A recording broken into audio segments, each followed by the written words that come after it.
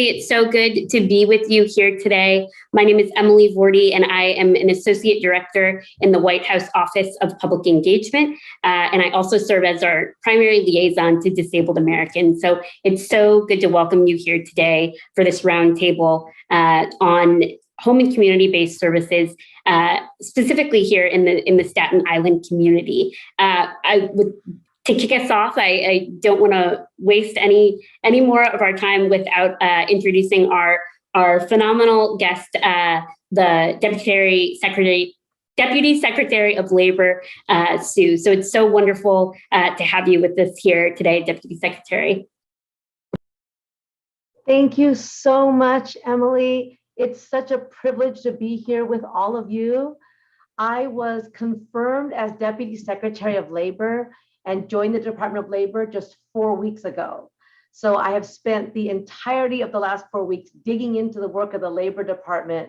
And so it's such an honor to be joining you for one of my first official external events.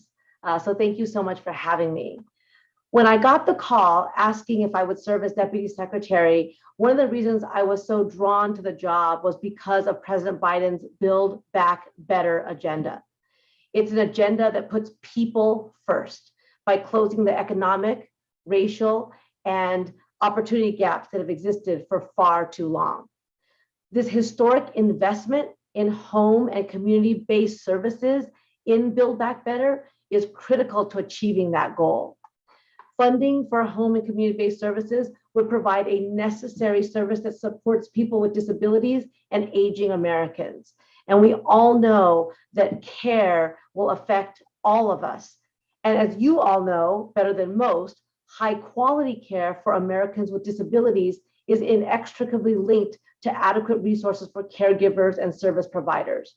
The way I often talk about it is that all the policy priorities of this administration are also opportunities to create good jobs in the communities that need them the most. We want to care for those who give the care and those who receive the care. And that means that ensuring that caregivers earn living wages that allow them to support themselves and their families, that they have access to health insurance and other benefits, and that they can exercise their right to organize and to collectively bargain. This will reduce turnover, which will ultimately also help ensure that we can meet the demand for these valuable services with a well-trained and stable workforce.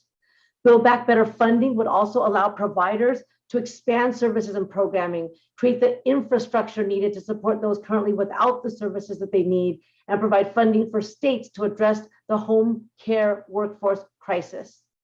I know that I'm preaching to the choir all of this, so the time has come. There's momentum. Let's seize this moment. Today, COVID has really driven home for all to see that essential workers, especially workers of color, including at the center of that, our care workers, make incredible sacrifices so the rest of us can live.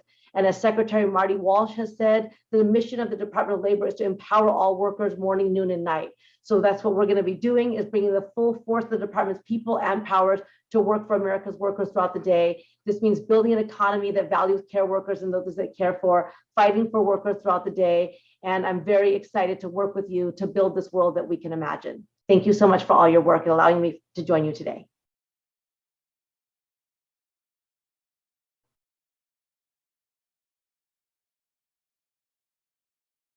Oh, Emily, you're still muted. Oh, no, I'm so sorry. Thank you. I was just saying, thank you so much, Deputy Secretary, for your time. It's something we can't avoid 2 years into this using Zoom. Something that we still fall into a trap with, but no, thank you so genuinely. This community is really excited to continue this conversation, and again, so much of that is in partnership with our colleagues, our friends in labor, ensuring that we have both high quality care and that our caregiving workforce is supported. So thank you so much for your time today. Without further ado, I want to kick it over to some of our storytellers today who are from the Staten Island area, who are here to tell us a little bit about what they're seeing on the ground in their communities and how they would benefit from this historic investment in home and community-based services.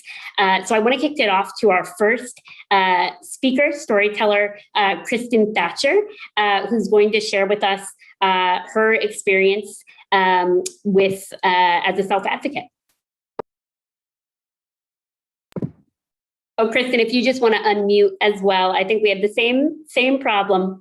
Wow, sorry. Okay, sorry about that. Hi, my name is Kristen Thatcher.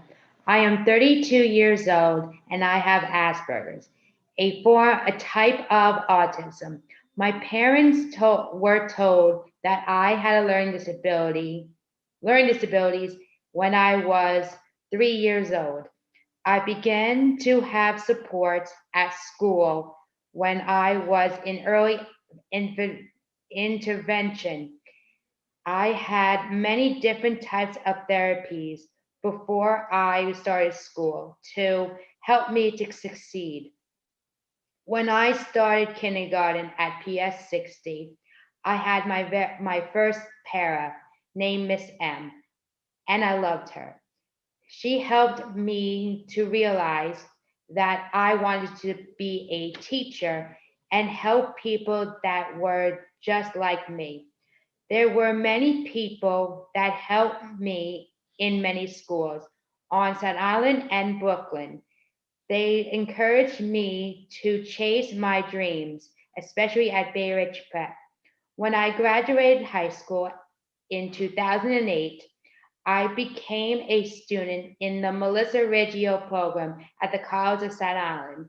This program helped students like me to be the best person they can be by helping students in college classes become more social and much more.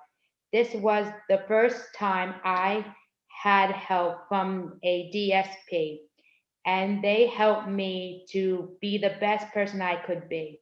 They saw the able, not the label, something we should all work towards. While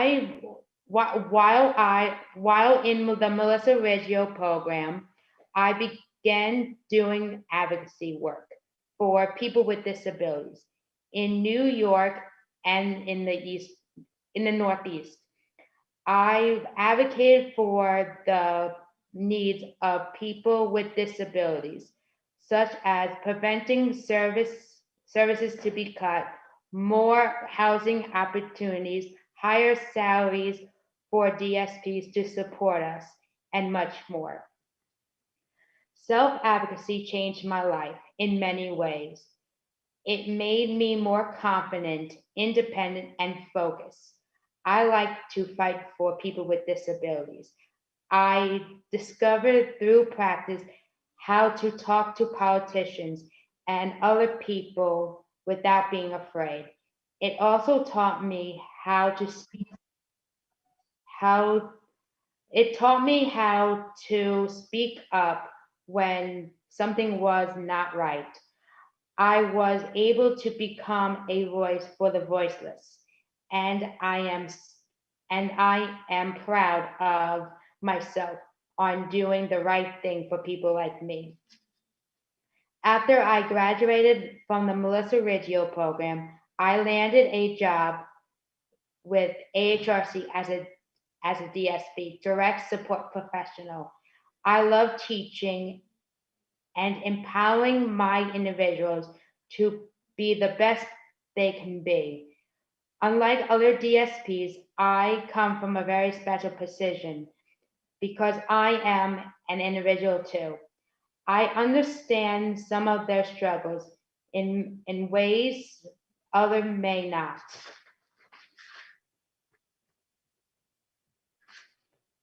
I am proud to be working for AHRC. As a strong advocate, I was able to convince AHRC that I would be useful in training new and current staff. My position was, how can they support individuals without meeting us? So today, I train staff in natural supports, positive approaches, and share my story with them. Today, I have been doing this for the last 6 years, and I love my job. Every day, I get to help people like me to be the best they can be and live life to the fullest, To close, I would like to share with you a poem I wrote about being normal. We are all normal in our own way, and we need to empower individuals with disabilities to be more than individuals, but people like you and me. What does being normal really mean? Having a learning disability, is that normal? Being blind, being a genius, is that normal? Being blind, deaf, or in a wheelchair, is that normal? I don't know why people say being normal is very important. Who you are, you cannot change, but you can't let those little problems ruin your life. Always think positive, then you will get through those little problems. We are normal in our special way.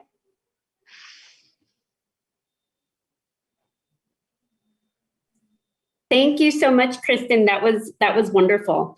I want to turn it over now to Laura Kennedy. Laura is a board member of AHRC New York City, a treasurer of the AHRC US, and a mother of a woman with significant intellectual and developmental disabilities. And her daughter is currently living in an AHRC home on Staten Island. So Laura, I'll kick it over to you. Thanks for being with us today. Thank you, Emily. And thank you, Kristen, for all the work that you're doing. Good afternoon, everyone, and thank you for inviting us to lend our support to this important legislation. As Emily said, my daughter, Julia, is 39 years old and lives in a community residence on Staten Island operated by AHRC. Very early on, we recognized that Julia had significant developmental delays, and we knew we would not be on this journey alone to help Julia learn and grow. We've been very grateful for the early intervention, preschool, and special education services that she had. And very early on, we knew the value of trusting others on this journey. Whether it was a speech therapist or a teacher or a camp counselor, or Jessie at the overnight respite at AHRC that helped a busy family with 4 daughters go on an outing that might be too difficult for Julia. It was 20 years ago that Julia's school ended and Julia moved as an adult into the residence with 5 other individuals with developmental disabilities. The house has very caring, dedicated, well-trained, and talented staff. And her day program at Eden 2 are awesome as well. Julia needs total support throughout the day. She has limited verbal ability and very little understanding of danger and sometimes challenging behaviors. We have been grateful that Julia has the support of staff that know her well, and we trust them with Julia's life, and that trust has been well earned. Several times, Julia needed hospitalization and surgery, and it was the quick action of staff that saved her life. The job description for a support professional is extensive. They are life professionals.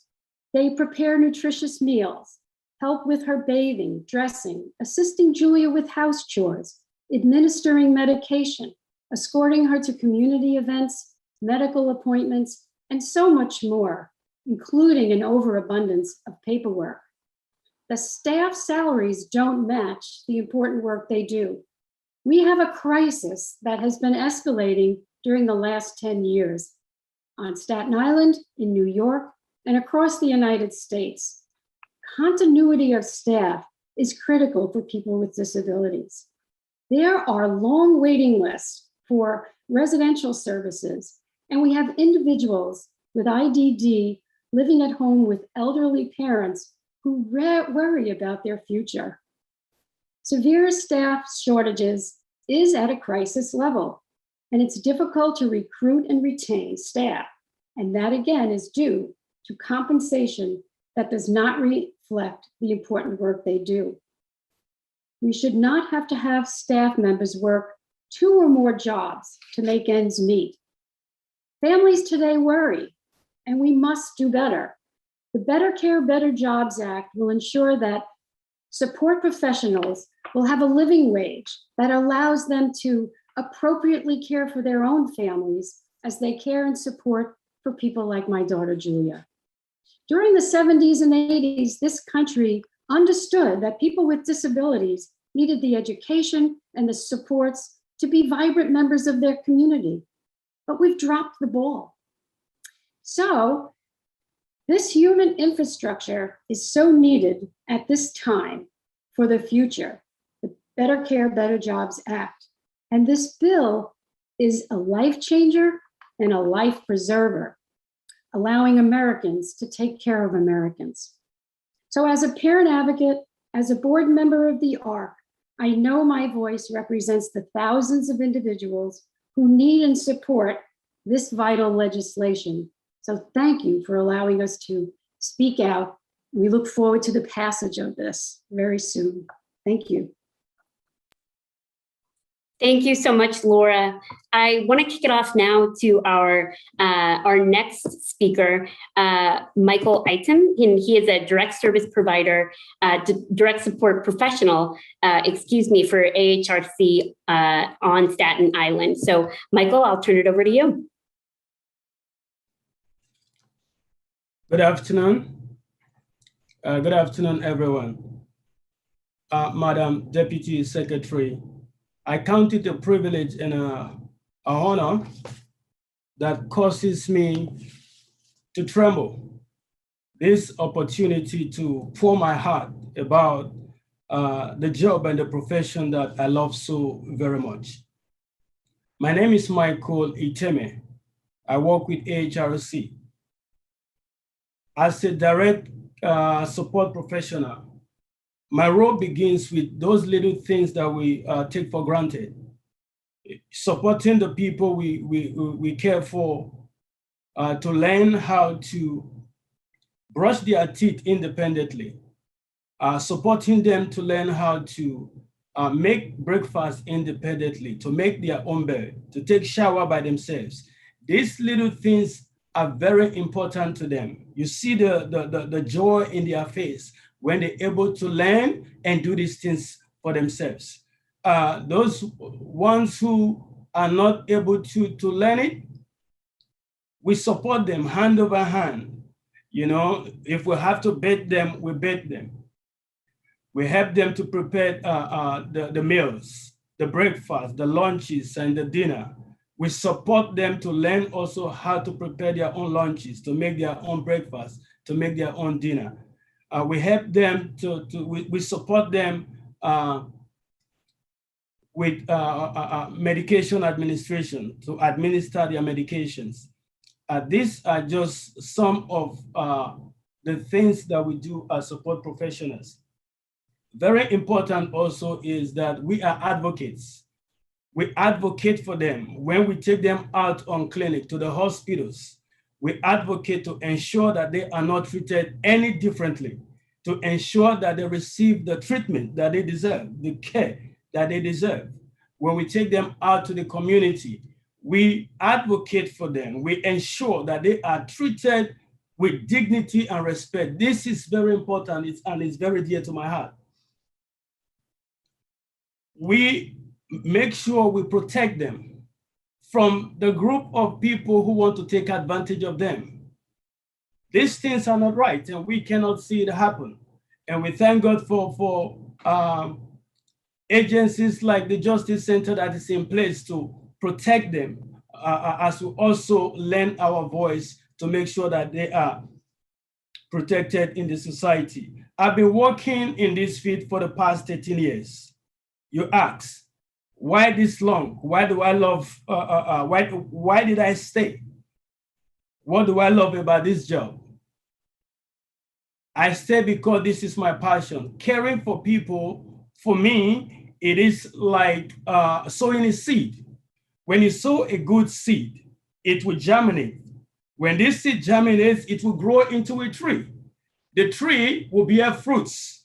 You know, I am 45 years old today, but I will not be 45 years tomorrow. A time is coming, I'm also going to need help. I'm going to need support. I'm going to need somebody to care for me. So what I'm doing for them today, I'm sowing a seed that I'm also going to reap tomorrow. This is the reason why I love what I do. And look at today.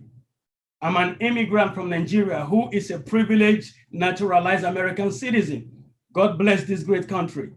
I'm here today speaking to you, Madam Deputy Secretary. This is great. This all became possible. Why? Because I chose to love caring for people with developmental disability. They are the reason why I'm here today, and I'm very grateful for that. There are challenges with what we do. Providing personal care, following very specific protocols and therapies, administration of medication and treatment, assisting people with challenging life situations. And with the presence of COVID, family members, people we care for, friends passing on, those are difficult and challenging times. For COVID, this has been a very difficult year and a half. Routines have been dramatically changed for people, and we have had to assist people in adapting to the new ways of life. And we all face exposure to COVID virus, but we came to work. Despite the risk, we believe in what we do. We were called essential workers. Some call us heroes, but we are doing exactly just what we love.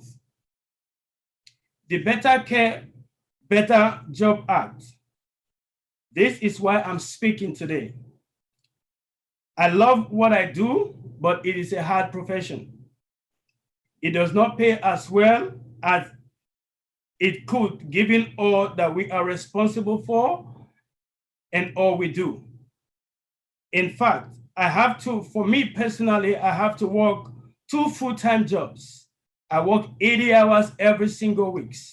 Out of the 80 hours, I work 4 16-hour shifts every single week. There are some weeks I have to work additional hours. Some weeks I work 96 hours overtime to take care of my family, to support my family. It should not have to be this way. And sadly, many of my co-workers have to do the same. And people are leaving to do other things despite loving what we do. I see this more and more. And I hope that this act can help stop that. We need to care for what we do, to care about us, to care about the people we are working with. One of my fears, Madam Deputy Secretary, is a few years ago, one of my colleagues, we all look forward to working very hard and a time to retire. We're looking forward to that retirement so we can rest. But a few years ago, one of my colleagues, Arnold Pienaar, may his soul rest in peace. 6 months after he retired, he worked in this same field, 2 jobs in this same field. 6 months after retirement, he passed away. It shouldn't be that way. I fear for myself for that. I don't want that to happen to me. Finally,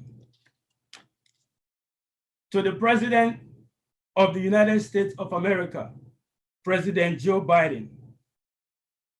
We have been in the dark for so long, but you have brought us the light. I am very confident that this light will keep shining. For this, I say thank you, and I say God bless the United States of America.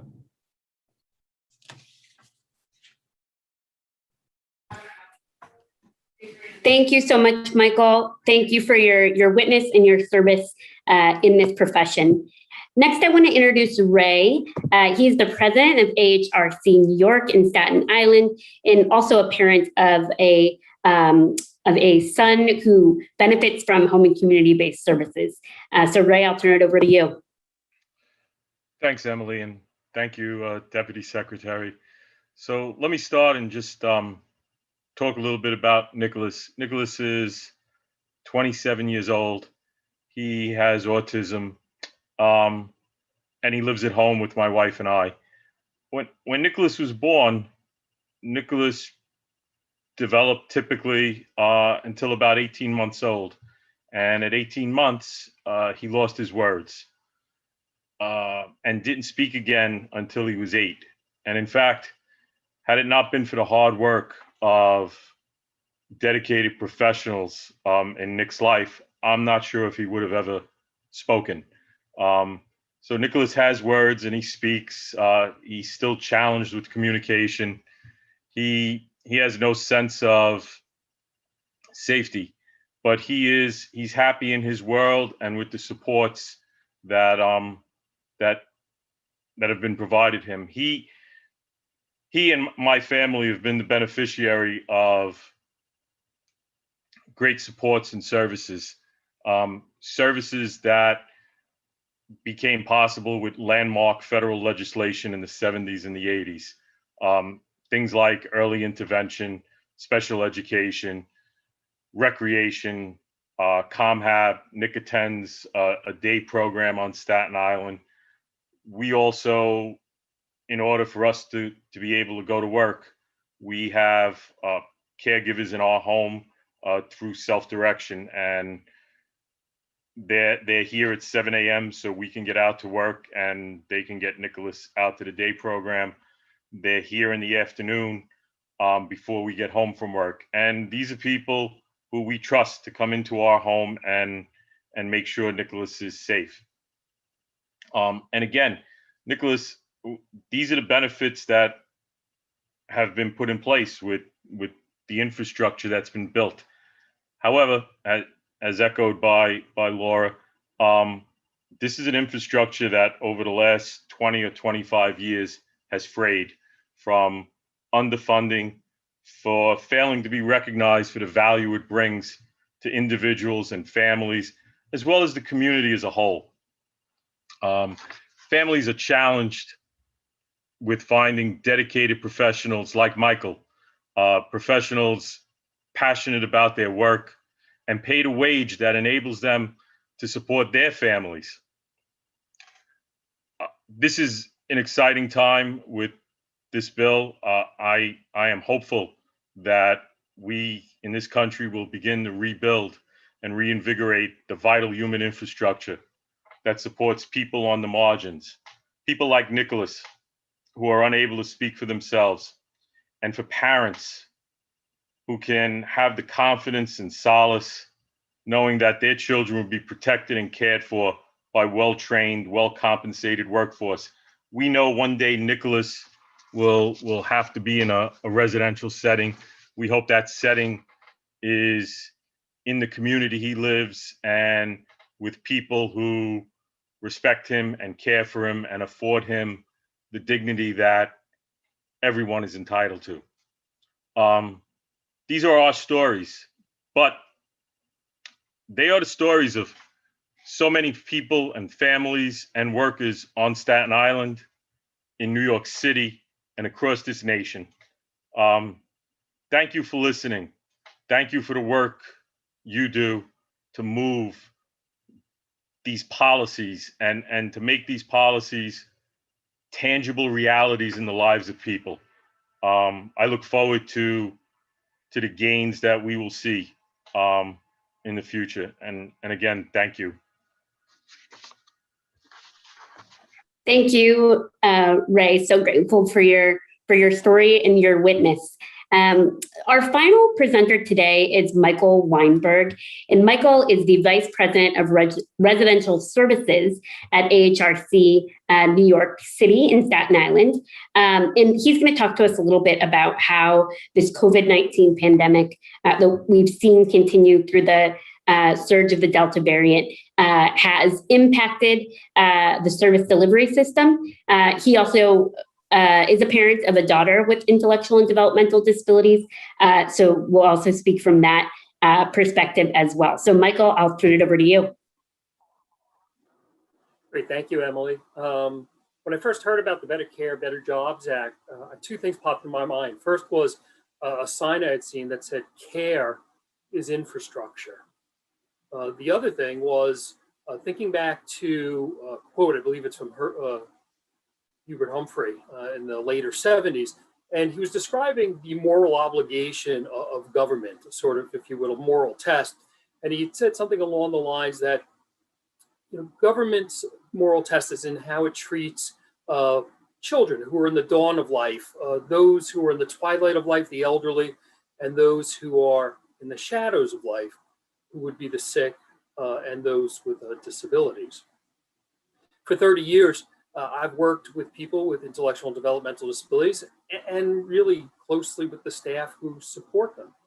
For 30 years, we've worked collectively here at AHRC, but many other providers on Staten Island and New York State, New York City, and we've worked to move people out of the shadows of life into the forefront in their communities. That's been a focus of ours for decades now, to help people take their rightful place as co-citizens. It's been a tremendous opportunity to help people and their families, to help people create a space for others in the community, to help build quality of lives that people want, whether it's the person and or their family working together. When I think about this too, I also have to mention that 10 years ago, my youngest daughter, Elizabeth, was diagnosed with autism. And she, and actually really we as a family, have all benefited from a number of supports and services that have helped her to learn and to grow. She's grown, she's 13 now, and she struggles to keep up with her peers in school, but she has a life with friends and with family. She's a part of our local neighborhood.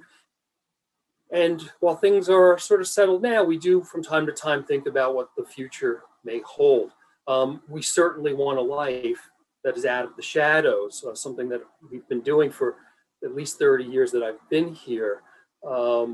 Unfortunately, to a certain extent, my home life and work life have been intertwined, and we've seen and experienced an erosion of services for people with disabilities. We've experienced programs that have been eliminated, hours that have been reduced, and we are well aware of both at home and at work that our salaries for staff for our direct support professionals really has failed to keep up, to be competitive with many opportunities that are out there, even with minimum wage jobs that are available out here in Staten Island, New York City. To be honest, I haven't seen anything like this in the 30 years I've been working in the field.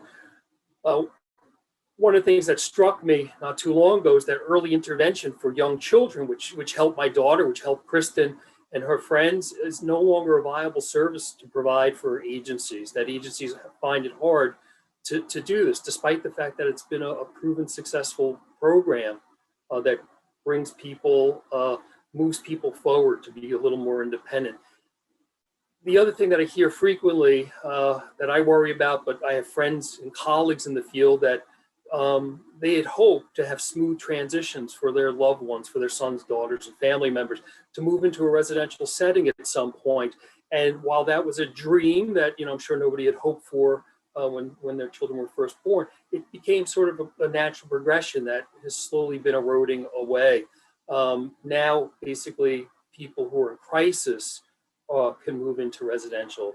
The planning that I was used to for years is no longer the case. And I see the struggle of friends who waited to have their children placed, who were maybe 40, 50, now 60, some 70 years old, waiting for their child who's still at home to have a residential placement. This wasn't the way it was. There was a structure that was in place and was working for quite some time. So I understand this also as I look forward and think 10, 20 years down the road and wonder what services will be available for my family.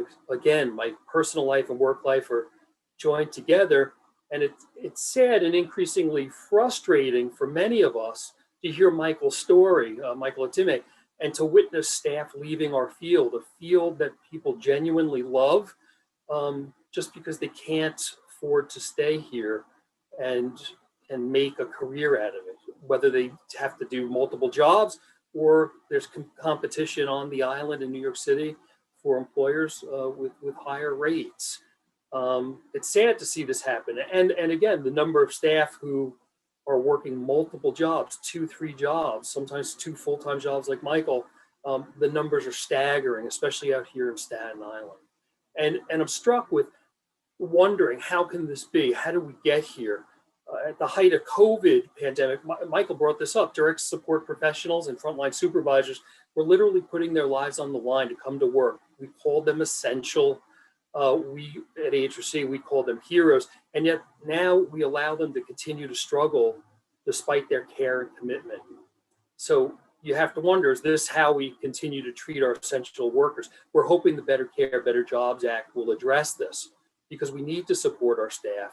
We need to care for those who care for others. If we do need to invest in our staff, and we need to make sure that supports and services for people like Kristen, for my daughter, and for many, many others, that those services continue to help people with disabilities become more independent, to ensure that people will have a place in their communities. So going back to the Humphrey quote, we have to pass this moral test. We can't allow people to go back to the shadows of life, as was commonly viewed in the 70s. So if we value people with intellectual and developmental disabilities, then we need to value the staff who work for them. It's an investment in their lives, the lives of staff and the people that we help support and serve. It's really looking forward to their future. So I just want to thank the administration for really putting forward the Better Care and Better Jobs Act. We thank the Deputy Secretary for being with us. And I hope this comes to fruition, that we can make this happen for better care and better jobs. Thank you. Thank you so much, Michael, and to all our panelists once again for your witness, for your sharing, and for your advocacy.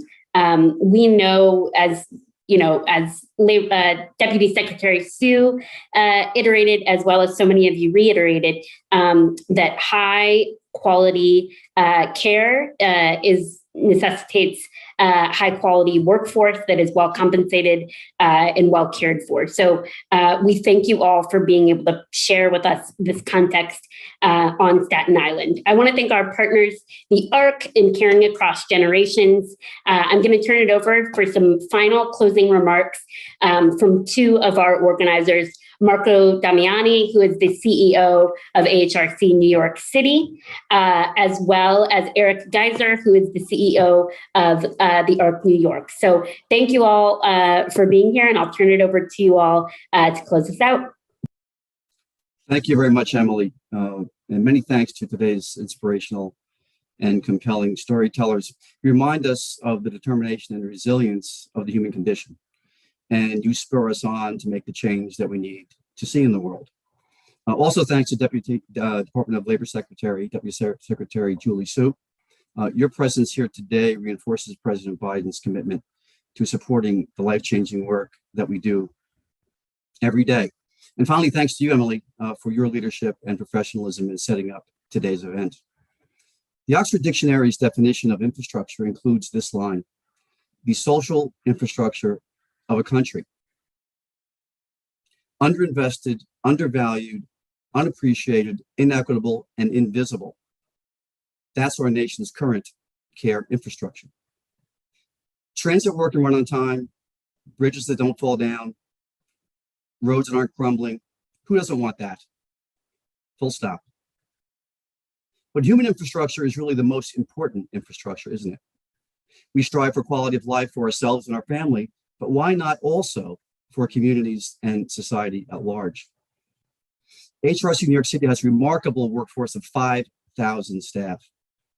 They are our most valuable asset. But it has become increasingly challenging to treat them that way. This is also true for the many nonprofit providers in New York State and around the nation. In New York State, nonprofits employ over 100,000 direct support professionals. When government and society significantly value the care economy workforce, that workforce is greatly strengthened and rewarded for their professionalism, their compassion, and their commitment to a meaningful and long career.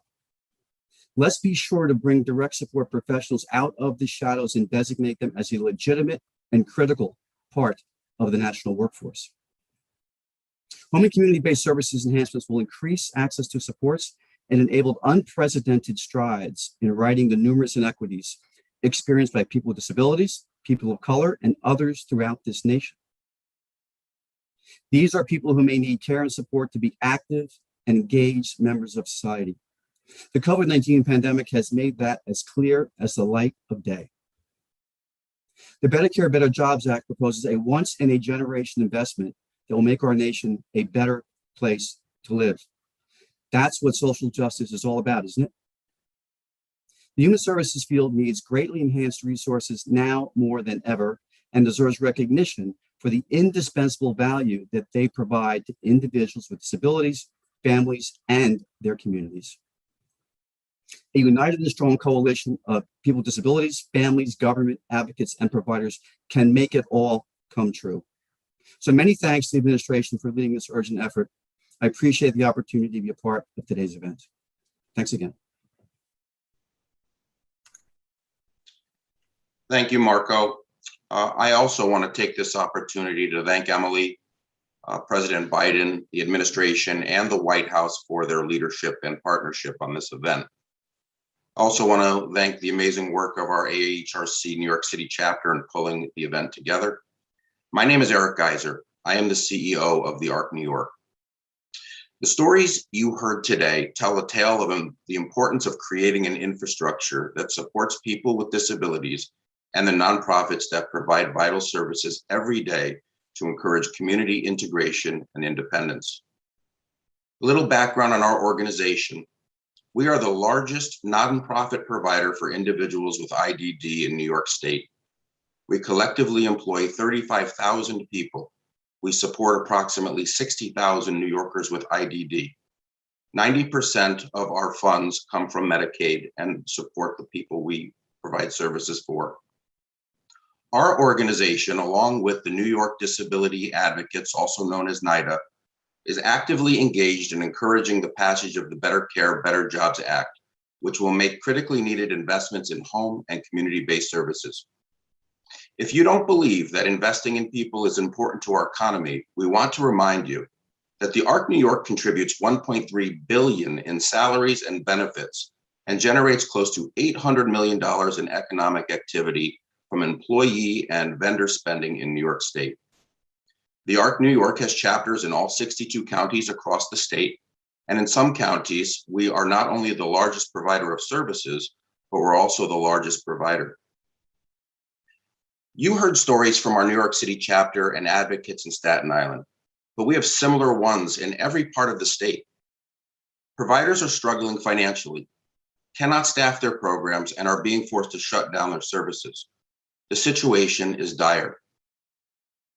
A recent statewide survey of providers demonstrates just how gravely investment is needed in our field. Here are some staggering statistics for you to think on. Almost a full 25% of positions remain vacant. Almost 70% of the agencies indicate that senior staff and executives are covering shifts. And 93% of providers report a decrease in applicants for open positions in the first quarter of this year. In the capital of our state, Albany, a fast food worker is paid $15 an hour, while the average starting wage for a direct support professional, a DSP, to work in one of our residential programs is $1.50 lower than that. In Staten Island, our starting wage for a direct care worker in a group home is the same as the minimum wage for someone cooking burgers or stocking shelves. Let me be perfectly clear. These are not minimum wage jobs. Our direct care staff are heroes, and our DSPs deserve a living wage. We need the Better Care, Better Jobs Act. And for the sake of people with disabilities and their families, you should want it too. Thank you to everyone who participated today, and let's get this legislation passed.